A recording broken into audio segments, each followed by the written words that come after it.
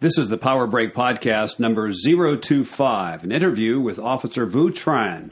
We hope you'll stay tuned as we seek to give you a little power in this break to help you succeed in the race of life. The Power Break Podcast interview programs are meant to bring out stories of perseverance to encourage you to keep pressing on in the race of life. For show notes from today's podcast, go to bobbrubaker.com and follow the link to the Power Break Podcast. Today's show is number 025 as we welcome our community policing officer from Largo, Officer Vu Tran. Welcome.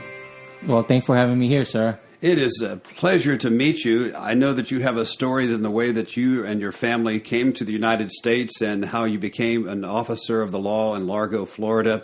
So let's just start there. How did your family come here? Where did they come from?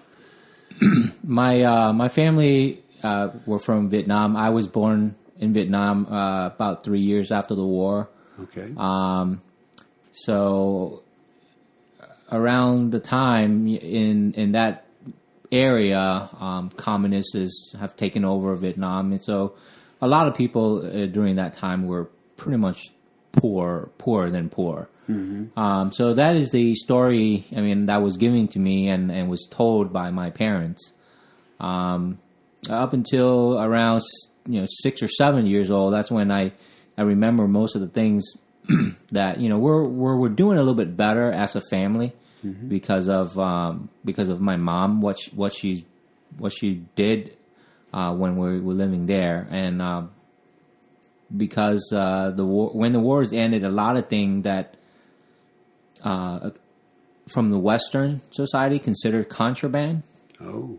So my mom, I don't know how she was able to get into that business, but what her main business during that time was to buy and sell Kodak films, printing paper, and chemical and camera, all of that in pretty much in a photographer industry.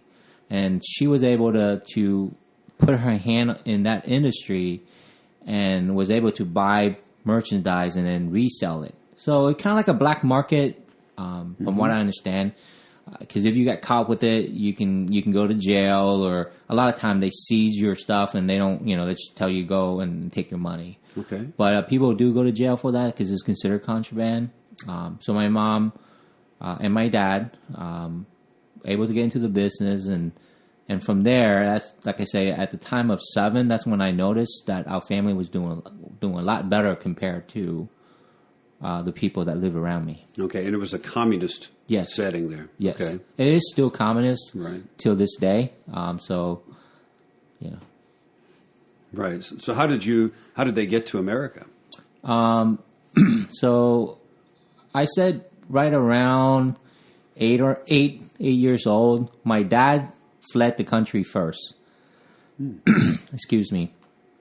My dad, the way he fled the country was he blended himself in with the local fishermen at whatever region that I guess in American term you would consider a coyote, that, you bringing people across the border and so on. So it's kind of like that. So the organization would you pay a fee and then you blend yourself in as a fisherman on that boat. So that's what he did. My parents saved money, pay a fee, and he was able to successfully escape the first time, first trial, and he escaped the country. And I believe he was stationed in Malaysia refugee camp. And from there on, he was able to provide proof of him serving the South Vietnamese during the American war with the Vietnam War between the North and the South. And I believe my aunt, actually no, is my mom friend who was already here in the United States, sponsor him, and then he was able to came to the United States. What year was that? You were pretty young here. I don't remember the year. Okay. I know it has to be sometime in when I was probably 8 years old. Okay. So I don't remember the year. So you and your mom, did you have siblings there as well? Yeah, my mom, my older brother, and myself remained in Vietnam, and she continued doing what she was doing with my dad at the time. And around late 80s, 88, 89, my mom were trying to escape the country. This was the first time we got caught. She tried to escape with you. Yeah, with my brother and I. Okay. And I remember, I remember that we were put in a boat, and we're sitting there for a long time, and all of a sudden I hear people open up the cabin or whatnot, and here it is, an official, and that's when I at the time realized that everybody in that boat was caught. Wow, and when we were caught, we were transported to the jail, whatever in that region. I just don't recall the name of the region. And so they separate the adults and adults who have kids. So mom that have kids, they separate it. But then they separate my brother and I, and then put my mom's in the adult population. For some reason, they didn't believe that she was our mom. Oh. So she went to the adult population. My brother and I went to the kid with mom population. So lesser restriction. It's pretty much just a shed, an open shed, and obviously the adult who have kids, they pick places that's nice and better than what left was a little corner next to the bathroom that my brother and I was sleeping. So I mean, that was during the day, and then as time goes by and getting dark, and I was like, where's my mom? Where's my mom? And I don't know who went and alert one of the official, and then they came and asked us, and we're explaining it to them, and then at that point they believe us, and they release our mom from the adult population and bring her to us. And this is when you were 8 years old? This is probably when I was about, I want to say 8 or 9 years old. How traumatic. I didn't, to be honest with you, growing up, to me, I didn't know any better because there wasn't any restriction for us as kids. They let us roam around like this is your backyard. But my mom was worried sick because, there was lack of food. But being a kid, you eat whatever you can. There's no complaint there. Okay. My brother and I, because there are so many kids around us, so we occupy ourselves among the kids and we play to pass time. So there wasn't any complaining at all because my brother and I understand what the situation we're in. And, so we just, hey, there's just like a big backyard and you just go play. So how long were you in that facility? I don't remember the length of time. If I was to guess, I never ask her, but if I was guess, probably a month.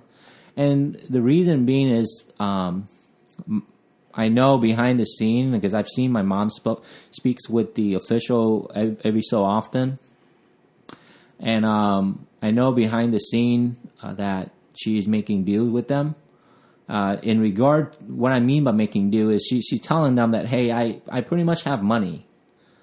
Kind of like bond yourself out or bail yourself out. Okay. But in this sense is you bail and you don't have to come back. Where here in our system, you bail yourself out, you still got to show up in the courthouse. In the court, right. But in this sense, she's making a deal with them and just let them know that and reassure them that I have money that I can pay my way out. If you believe me, I can make that arrangement and I can pay. So they able to let her open the communication with my grandfather. So I know that my grandfather came to visit us 3 times. And, that's whenever he came, there's good food. Because he's able to bring food from outside in. Okay. And that's when, the bribery, because this is communist society. Right. At that time, even till now, bribery and corruption is It's a way of life. Yeah, it's the way of life. And eventually, and because of she was, my every time he come up, he bring money and give it them, and eventually we able to they release us, and then we just take our low, like here you would consider a Greyhound bus with nice seating. Over there, just a little bus with 20 people inside. He's cramped it in, and go back to Saigon, where we live. So then that was the first attempt. That's the first attempt. There were many. I want to say, I think my mom hid it from me. In my memory banks, I only remember probably 4. 4 attempts. 4 attempts, right? But I believe my mom doesn't tell us, because a lot of time, and I kind of figure as I grow up, I kind of like figures how she does it. It's like, okay, she pretend like we're going on vacation, and she would take us to like the beach, and she goes, go swim, go swim. And when you're in the sun for a long period of time, your skin get dark. Mm-hmm. So now that I understand that, because she want us to blend in with the life of this fisherman, because people who live in that region along the ocean, you go out as a fisherman and your skin will be dark. Mm-hmm. Where I grew up in the city, yeah, I'm outside all the time, but not anything compared to the fisherman. Really? So I kind of feel like she was doing that, making it like prepare. So if anything, he's one of the local. Wow. Your skin is dark enough, and you kind of blend in with the local. During this time, did you have any communication with your dad, who is now in the United States? I don't, but I know the communication was definitely lacking because for him to send a piece of mail over to us, it would take months and months and months. So he knows that she was doing it, but my mom is doing. She were working on both angle. One is to illegally escape the country, and the other one is just waiting on my dad to establish his foundation here, so he can then sponsor us. In that route, which just take a long time, extremely long, because it's right after the war. We're not even 10 years or so.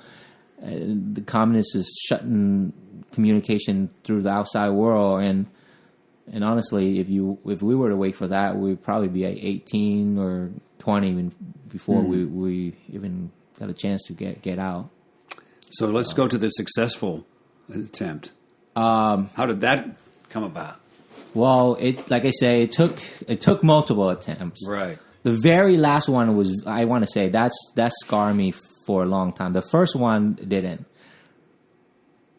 But the very last one scarred me for a long, long time. Wow. And the way that happened was, my mom made a promise with another acquaintance of her to bring that child along with us. And I don't know what got into her head at that time. She split myself and my brother with another lady, whom she said that this is her friend. I never met that lady in my entire life. So she took this boy under her wing that she made a promise to. So we went a separate way. So this is the route we were taking by foot, and then onto the boat and over to Thailand. That was the route. She went with Group A. I went with Group B with this lady. Just listened to my mother and didn't cause a fuss or anything. So when we got to the meeting point, we were able to escape the border and went over, I want to say, Cambodia, and there's a meeting point. My mom wasn't there. Oh, my. So my mom wasn't there, and so they said, don't worry, when nightfall, people in Group B will reunite with Group A. Whoever that have family will reunite it, because Group A is at a different location, and we all going to meet on the boat. So nightfall came along, waited for a long time. It seemed forever in the field. When nightfall, we then, you know, walked through the area and onto the beach. This is where I believe in God. If it wasn't for the low tide, we would get on that ship, or I wouldn't say ship, a boat, a fisherman boat, very small, and we were able to go to Thailand. And I would never see my mom.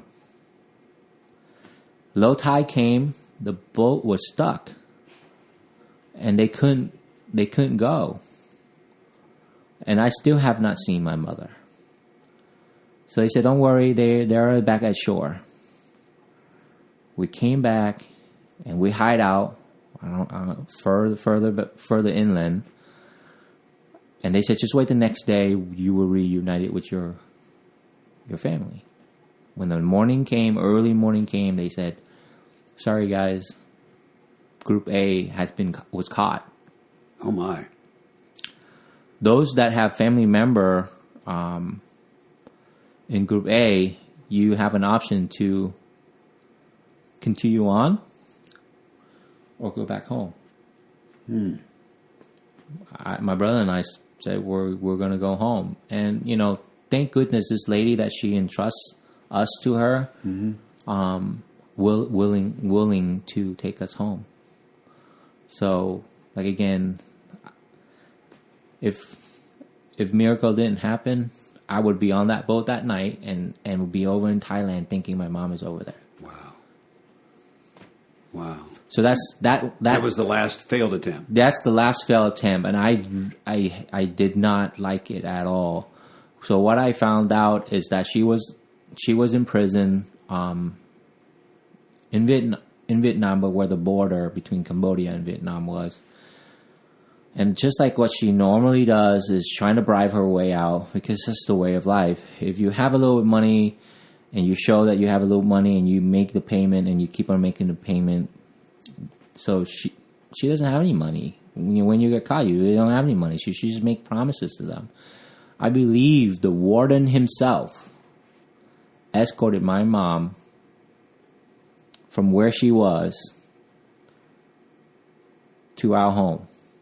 Really? The reason I believe that is because my brother and I were upstairs. This is my grandparents' house, and my granddad came up. I can hear my mom. I was running, trying to greet her, and was very excited. But I didn't. There was no greeting at that time. All she said is, "Not right now. You need to go. Mom with granddad has to do some business." And when I sat out in the front entrance, wow.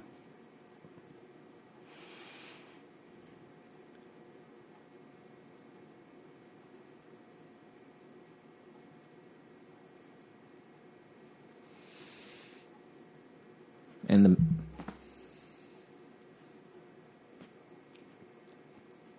I don't know how long, but the guy walked out.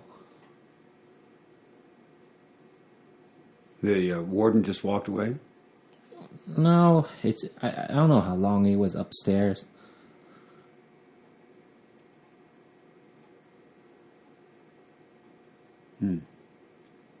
With my granddad and my mother. He's probably get the money and then he left. Mm-hmm. Wow. How old do you think you were at this time? 10. 10. So there were at least 4 attempts that you know. The last one was success, but it wasn't a happy. We were going through a lot of issue with that one too. I honestly didn't want to do it. I told my mom, like, I don't want to do it anymore. But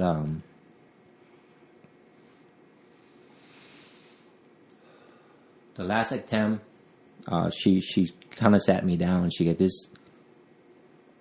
She knows it's affected me a lot. So she said, "This is the very last one. Mm-hmm. Whether we make it or not, there will be no more of this." So, but the Lord bless us, and we able to get on the boat and sail. And she said it was 108 people on that small boat. My goodness. Just imagine if you can Google your typical, fisherman boat in the Southeast Asia. It's just a small. Mm-hmm. So it's 108. She said. So we set sail. It was smooth at first, and then we encountered a storm, and that storm drifted us so far off course, where we don't have enough resources to either go back or going forward. So we just turn off our resources, our gas and stuff, and we just floated in the ocean. I don't remember how many days, but she says at least 5 or 6 days. But at that time, I think in the third day or fourth day, I was really sick. There was no food, water. They would just think of it as your bottle cap, and they put a little water in that bottle cap and have you drink out of that. My mom saw how I was sick, and she stole some water and let me drink some. And the only thing that I remember the most was when they passed out the food was a piece of mango that they gave everybody, and I had a little piece. I put it in my mouth, and I didn't even chew on that mango. I just let it sit to build up the saliva, to get my mouth saturated. And eventually it's lost its flavor and it just disintegrated. Wow.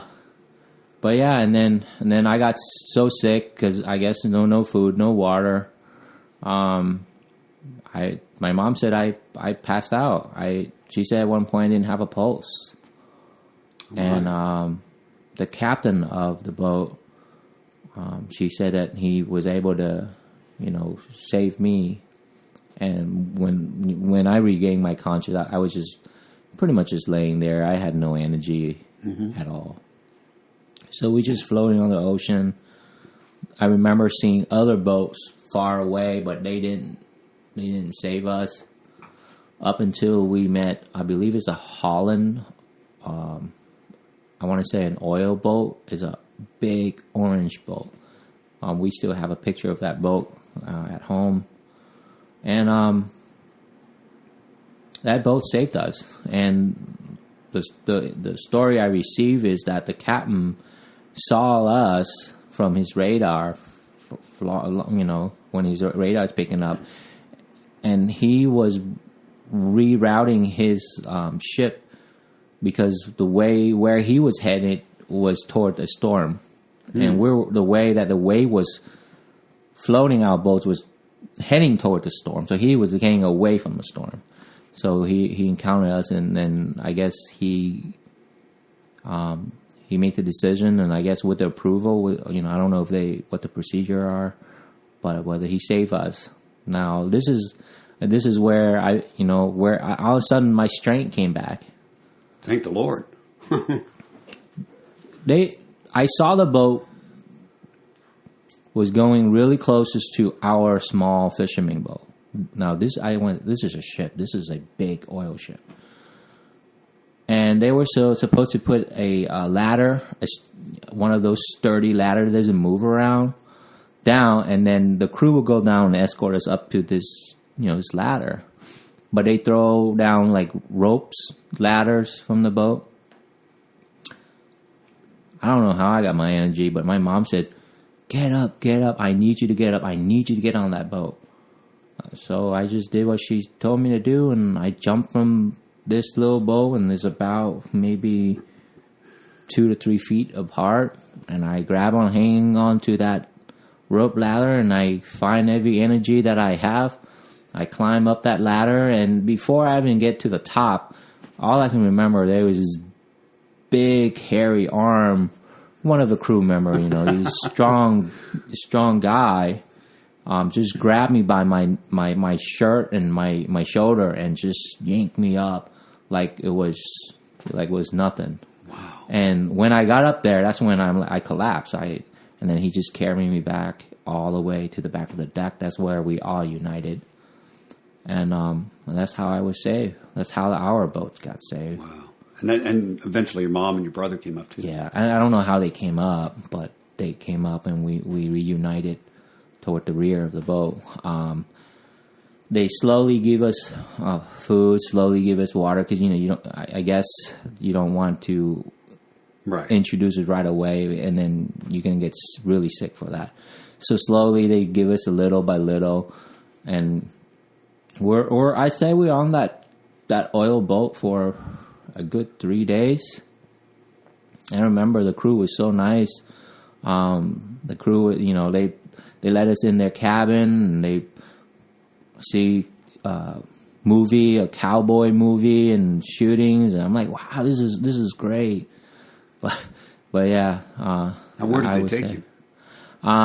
Singapore. So we were accepted to station in Singapore, refugee camp. And, when we got there, obviously there's a process, and my mother had to provide proof that she's married to my father, who is currently in the state. She had to provide proof that he served in the military during the Vietnam War. And I don't know how she pulled all that document, or it's just word of mouth and the name, the date of birth, and then the people there verified it. I don't know how that process, but that's what you have to do. And in the process, they teach you to learn the language. Hi, hello, how are you? What is your name? The very basic stuff. Where's the restroom? So stuff like that. I mean, as a kid, you remember what you can, but so it was.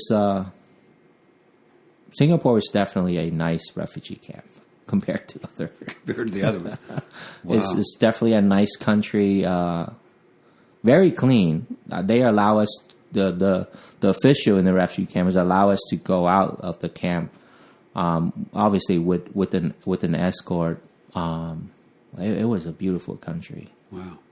So how did you get from Singapore to the United States? From Singapore, we stayed there for probably 3.5 months. And then we transferred all the way to the Philippines. Same thing, you got to go through that whole process. Stay there for 6 months or so. And then from there, everything passed. Everything is confirmed at this point. And my mom got the news that we are going to America. So, all right, let's do this. The journey continues. Yes, it doesn't end there. So we, when the time came, and we hop on the plane, and we flew to California. This is where we first settled, because my dad had moved to California, because at that time there is a huge Vietnamese population in California, in the Orange County area. Mm-hmm. So, and that's where I settled. I went I started school as a 5th grader. I'm 11 years old at this time. I went to 2 school I guess we live at one place. I went there, and then I moved to another area, so I went to a different school. So, but I have to admit, the first neighborhood that I live, the kids there are nice, very nice. The American kids. The funny thing is, I think there's 4 or 5 of them that one kid would teach me how to do skateboard. So I'm like, wow, I've never seen a skateboard in my entire life, and I see this kid running around it, and he saw me, and he showed me how to ride a skateboard. And then, but I couldn't understand what he said at all. The funniest thing is there's only one girl. I remember her name to this day. She lived right next to us. Her name is April, and for some reason, she was the only one that understand what I'm trying to say, and I can understand what she's trying to say. So other kids would say something, and then she would look at me, and then she's trying to say something, and then I'm like, oh, okay. But she was the only one that understood. Wow. Yeah. And then from there, we moved a couple of times, and then we moved to Hawaii. And from Hawaii, thing didn't work out with my aunt. We moved back to California. And this is when I'm in high school at this time. And this is where I also make the decision of being a police officer. Was one incident that I encountered with the school resource when I was a sophomore in high school. My buddy who didn't really speak the language, I speak a little bit better than him. So I guess because of that and the school resource saw me hiding, back in the 90s, the pager is a thing, right? Mm-hmm. So when you get caught with a pager in school, they confiscate that. Not like nowadays you can bring your cell phone and just play on your cell phone while your teacher is teaching. But back then, so my buddy, he's a senior, so he has a pager. I guess his mom gave it to him. He does not want it to confiscate by the school official, which in this case will be the school resource.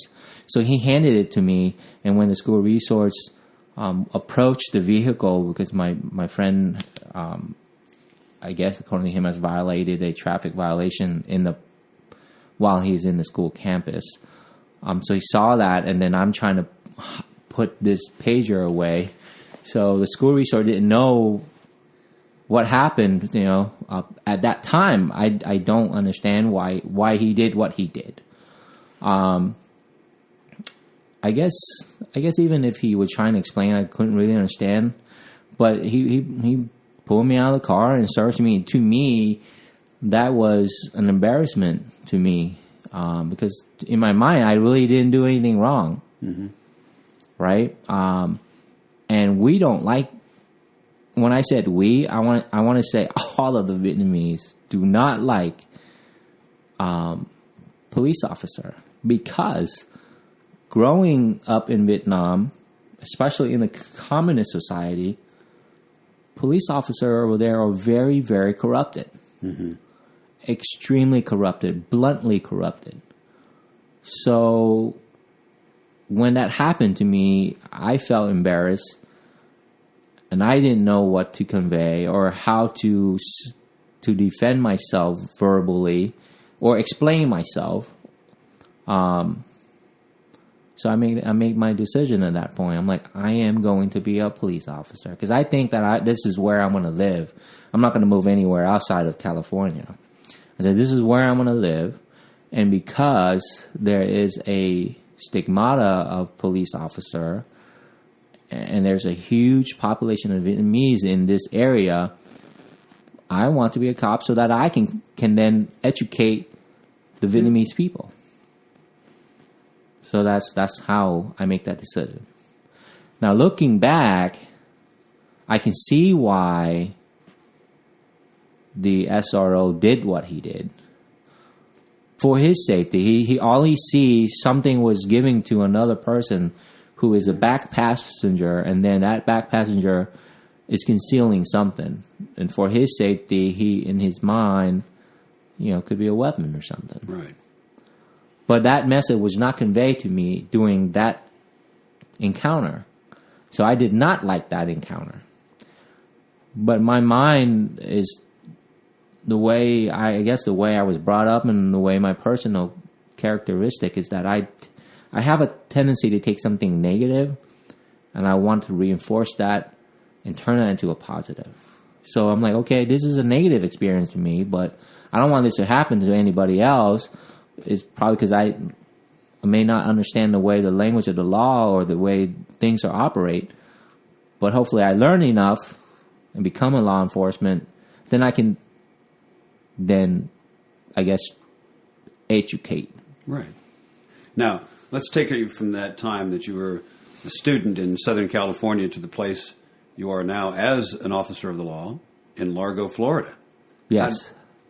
Take me on that journey.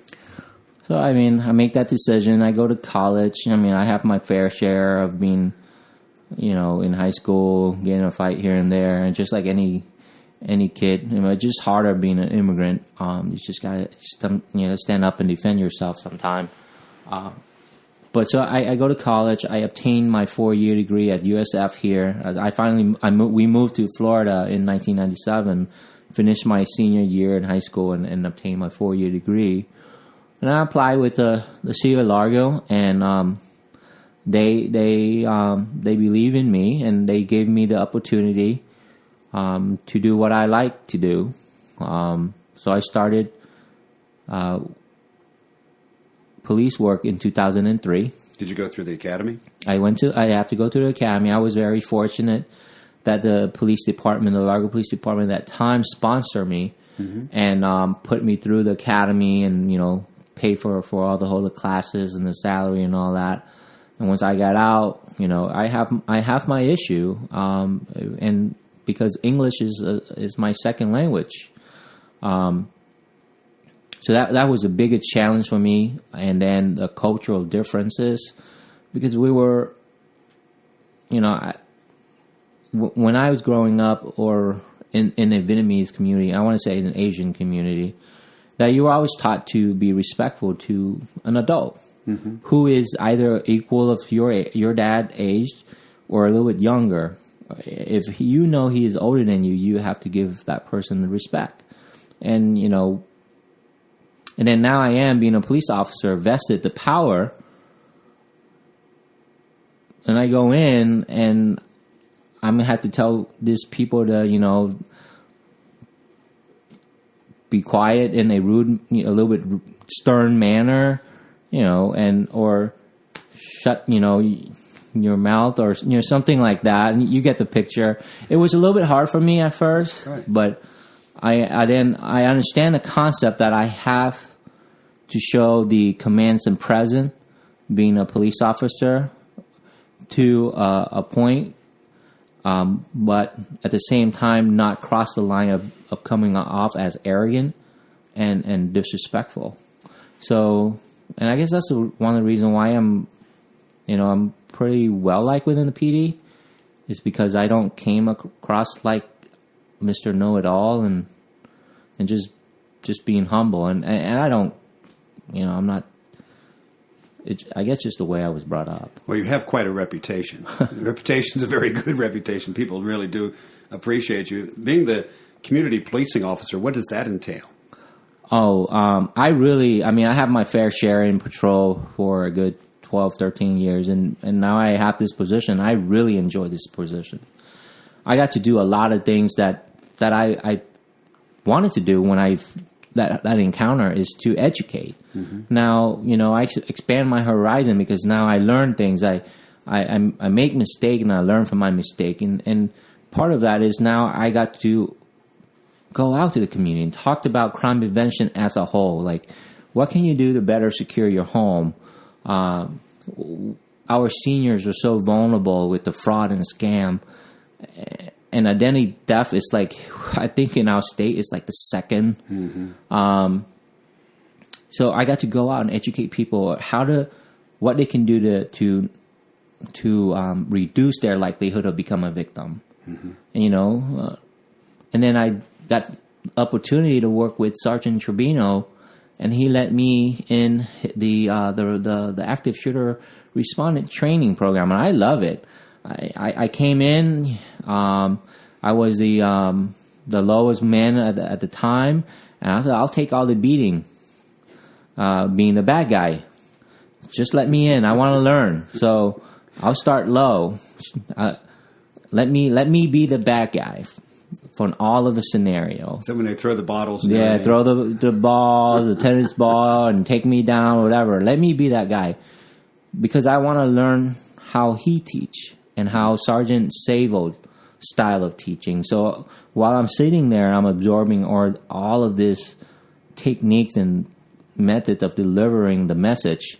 And ultimately, I came up with my own, and I was able to shine more in this position, being a community police officer, because part of it is to go out into the community and to provide that training.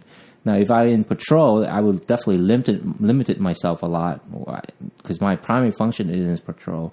Where now my primary function is community outreach, community training, crime prevention, and I enjoy every second of it. You can tell. Well, Officer Tran, do you think that you are affected every day when you're on your job as an officer of the law by your background of all the attempted escapes from Vietnam? Now, what do you mean by affected? Like affected? I mean, do you think that, like you said, you have more of a humble attitude because you appreciate what we have here? Appreciate. Oh, yeah. I want to say yes. I want to say That's a huge. I want to say a huge experience for me that I have that other people don't have. And while I'm in patrol, I'm encountering a lot of young kid, teenager, and even young adult. And I sometimes wondering, what went wrong in your family, or what went wrong in your family structure that you're not able to see what is giving to you. Mm-hmm. To me, United States of America is the land of opportunity. To whomever that willing to sacrifice their time and effort to gain that opportunity. Mm-hmm. And some of the opportunity is there. You just have to reach out, grab it, and work, make it bloom. Yeah. And I don't know where in their, which part of their, as growing up, that these young kids or young adult did not see that. I came from a family, from a third world country, and we have nothing to begin with. And then my mom was able to have something, and then we lost everything when we escaped, and now we have everything. Mm-hmm. I have a beautiful wife. I have 3 beautiful kids. Oh, wow. My parents living with me. We are giving our times and duty as a son and as a daughter to help not only my parents but my wife's parents as well. And I have a brother who's also a police officer for St. Petersburg, and my brother who was born here when my mom and dad united, and we were able to put him through the school. And granted, he did receive help from the government when he was going through the school in terms of that bright scholarship. Scholarship. I mean, he learned how to invest himself, so he got that little fund. And my brother and my family, able to help him, and he's now a pharmacist. Oh, wow! He's a pharmacist. I mean, so it's there. If you're listening out there, to anyone's listening out there, if you're not good with book and you're not good with math, you're not one of those book guys, then go get a skill. Mm-hmm. Go get a life skill. Learn how to repair AC in Florida. You probably make good amount of money just doing AC work, and be a reputable AC repairman. People will call you. So that to me. It's affect a lot because of my background. Wow. Well, Officer Tran, I really appreciate you taking time to be on our program today. Very interesting to hear your background. I've had several people, including my wife, sat in one of your classes and said that you do an excellent job. And thank you. And I know that our man JT, also known as Officer Trevino, shows a great deal of appreciation for you. So thank you for joining us today. Well, thank you for having me. Thank you for giving me the opportunity to tell my story, and hopefully, it's inspire somebody. Well, that's what it's all about. We desire to encourage people to keep pressing on in the race of life, and it was obvious that's exactly what your story tells about. Perseverance. Well, thank you for joining us for today's Power Break podcast number 025, an interview with Officer Vu Tran from the Largo Police Department. Please subscribe to our podcast and leave a review and a rating wherever you have downloaded the podcast. Be sure to check out the show notes, the news, books, the weekly Power Break blog, and other things at bobbrubaker.com, and listen next time for the Power Break podcast.